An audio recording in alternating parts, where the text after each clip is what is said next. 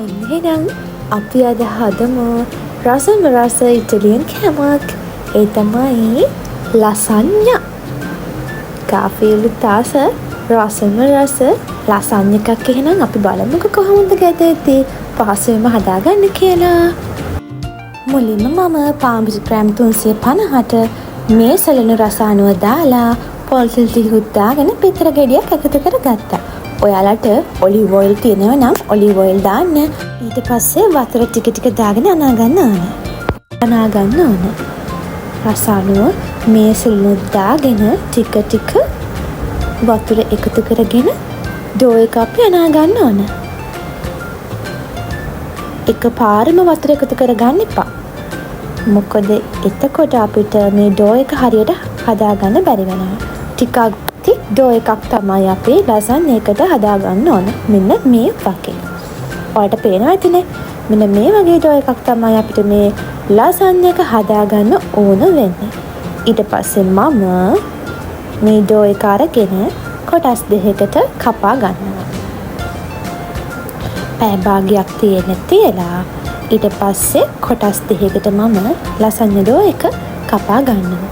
ඔන්න පැය භාගයකට පස්සේ අපි දැන් ඩෝ එක දෙකට වෙන් කරගමු.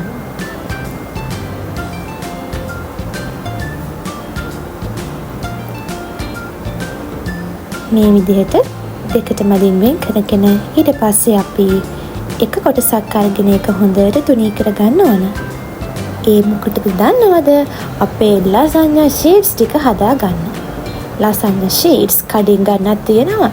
ඒ උනාට ටිකක් නිදාදකයිනේ. ගෙදර පහසෙන් හදාගන්න පුළුවන් එකේ මොකටද අපි කඩෙන් ගන්න. ඒකින්ද මේ විදිහට ඔයාලත් ගෙදරදී පහසුවෙන්ම ලසඤ්ඤා ෂීට්ස් ටික හදාගන්න. මෙන්න මේ වගේ තින් ලේ එකක් තමයි අපිට අවශ්‍ය වෙන්නේ. ලසඤ්ඤා ෂීට්ස් ගොඩක් ඝනකමට හදාගන්නේ නැහැ.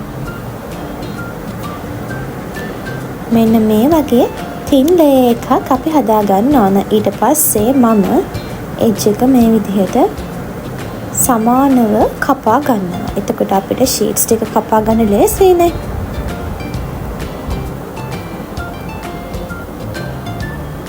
දැන් මම මේ විදිහට අපේ ලසඤ්ඤා ෂීට්ස් ටික කපා ගන්නවා. බලන්න හරියම ලේසි. ඊට පස්සේ මම ට්‍රේ එකකට මේ වගේ මේ ෂීට්ස් ටික අතුර ගන්නවා. වැඩිපුර ෂීට්ස් ටික මම ෆ්‍රිජ් එකේ දාලා තියාගන්නවා. මොකද අපිට මෙහෙම හැදුවට පස්සේ ෆ්‍රිජ් එකේ මාස 2ක් විතර ෂීට්ස් ටික තියාගන්න පුළුවන්. අවශ්‍ය වෙලාවට හදාගන්න. ඊටු ටිකත් මම මේ විදිහට කපා ගත්තා. කපාගෙන වැඩිපුර ටික මම ෆ්‍රිජ් එකට දාලා තියාගන්නවා. පස්සේ අවශ්‍ය වුණාම හදාගන්නවා. ඕන දැන් ෂීට්ස් ටික නම් හරි. දැන් අපිට තියෙන මේ ෂීට්ස් ටික හොඳට තඹ ගන්න. ගොඩාක් වෙලා තඹ ගන්න එපා. විනාඩියක් තැම්බුනහම ඇති. ඊට පස්සේ පිරිසිදු රෙද් එකට කපුරෙද් එකට මේ ෂීට්ස් ටික දාගන්න ඕන. මම ඔක්කොම ටික තම්බ ගත්තා. ඊට පස්සේ මම හදන්නේ චිකන් ටික හදාගන්න. චිකන් පේස්ට් එක තමයි රසට හදාගන්න ඕනේ. මුලින් මම ජින්ජර් ගාර්ලික් පේස්ට් එක මේ විදිහට හදාගෙන ඒක මුලින් ෆ්‍රයි කරගන්නවා. ඊට පස්සේ රට ඩෝණු මේ විදිහට කපලා දාලා ඒ ටිකත් මම ෆ්‍රයි කරගන්නවා. ඊට පස්සේ 3-5 මසාලා ලුණු අවශ්‍ය ප්‍රමාණයට ඒ සියල්ලම දාගෙන ඊට පස්සේ මම බ්ලෙන්ඩ් කරගත්ත චිකන් ටික එකතු කරගන්නවා.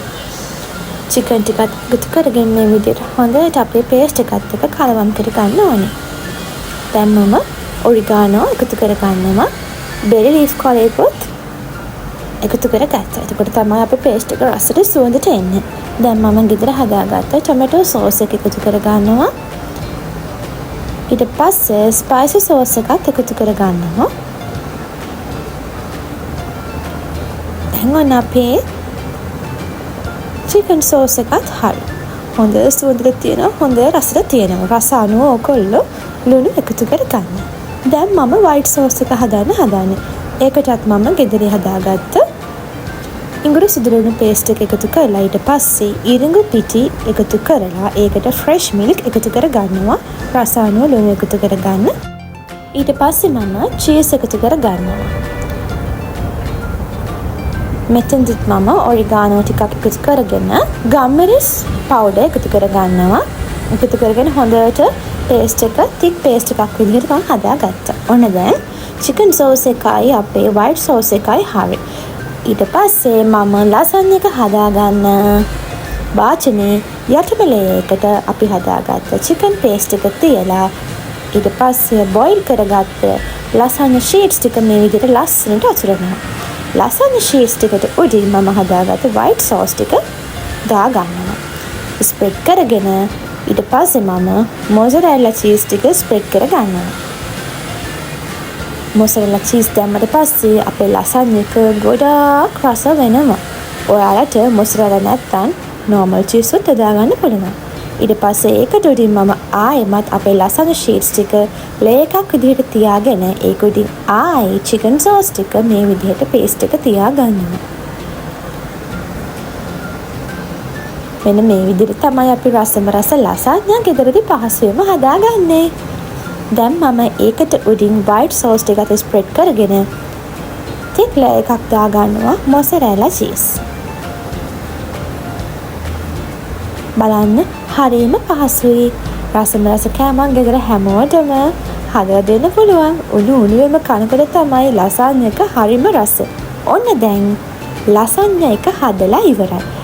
මම oven එක preheat කරන තියාගත්තා සෙල්සියස් අංශක 160 විනාඩි 20ක්. ඊට පස්සේ මම oven එකට අපේ ලසන්ය එක දාලා විනාඩි 45කට පස්සේ මේ තියෙන්නේ අපි හදාගත්ත රසම රස ලසන්ය එක.